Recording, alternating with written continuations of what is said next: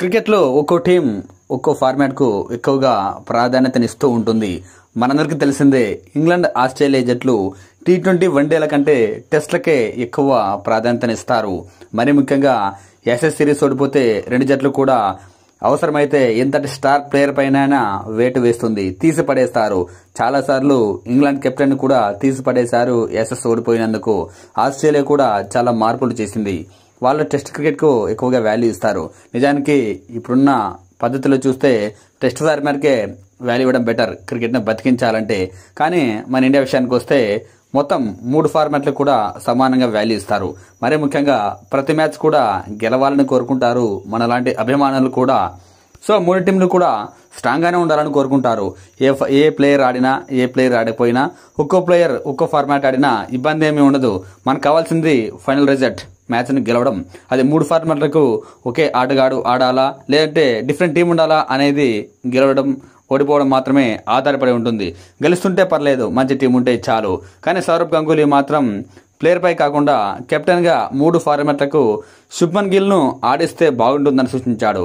నిజంగా నా వరకు అయితే ఇది కరెక్ట్ కాదేమో. వేరే టీంలో అయితే చాలా తక్కువ మ్యాచ్లు ఆడుతూ ఉంటుంది. కానీ మన ఇండియా సంవత్సరంలో చాలా మ్యాచ్లు ఆడుతుంది. మరి ముఖ్యంగా ఈ నెలలోనే తీసుకుంటే వరుసగా 6 వన్డేలు, 10 టీ20లు ఉన్నాయి. ఇక టెస్టులు కూడా మొన్ననే ఇంగ్లాండ్తో 5 టెస్టుల సిరీస్ ఆడింది, సౌత్ ఆఫ్రికాతో 2 టెస్టుల సిరీస్ ఆడింది.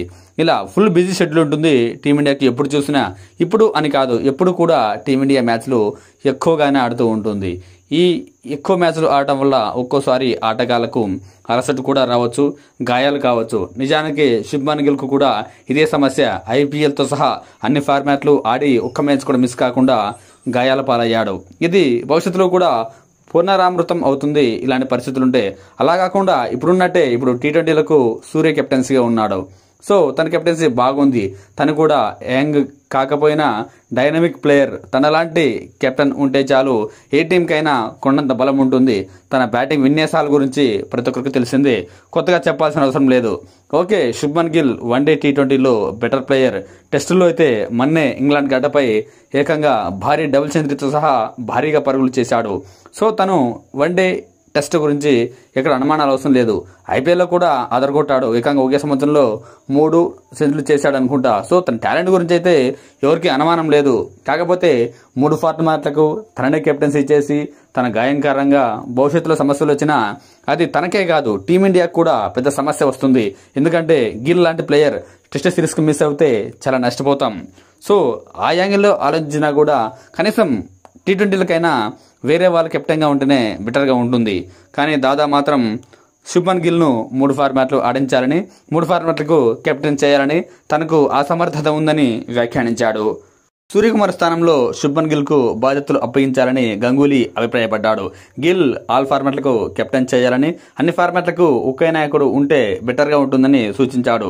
నా దృష్టిలో గిల్ అన్ని ఫార్మాట్లకు కెప్టెన్ ఉండాలి, అతను అంతటి సమర్థుడు అని గంగూలీ వ్యాఖ్యానించాడు. ఈడెన్ గార్డెన్స్లో ఓ ప్రోగ్రాంలో మాట్లాడిన గంగూలీ టీ20 కెప్టెన్సీ గురించి అడిగిన ప్రశ్నకు సమాధానమిచ్చారు. సూర్యకుమార్ యాదవ్ ప్రస్తుతం టీ20లకు నాయకత్వం వహిస్తున్నప్పటికీ దీర్ఘకాలిక ప్రయోజనాల దృష్ట్యా గిల్ ఎంపిక సరైందని వ్యాఖ్యానించాడు. గిల్ ఇంగ్లాండ్ సిరీస్లో జరిగిన బ్యాటింగ్ ప్రదర్శనే ఒక ఎగ్జాంపుల్ అంటూ కూడా వ్యాఖ్యానించాడు. 3 నెలల క్రితం ఇంగ్లాండ్లో గిల్ ప్రదర్శన చూడండి. రోహిత్ శర్మ, విరాట్ కోహ్లీ వంటి సీనియర్లు లేని సమయంలో కూడా ఒక యువ ఆటగాడు జట్టును ముందుండి నడిపించిన తీరు అద్భుతం. బ్యాటింగ్లోనూ కెప్టెన్సీలోనూ అతడు బంగారంలా మేచాడంటూ గంగూలీ వ్యాఖ్యానించాడు. పైగా సిరీస్లో 750 పరుగులకు పైగా చేశాడని వ్యాఖ్యానించాడు గంగూలీ. 4 సెంచరీలు సాధించడాన్ని గంగూలీ గుర్తు చేశాడు.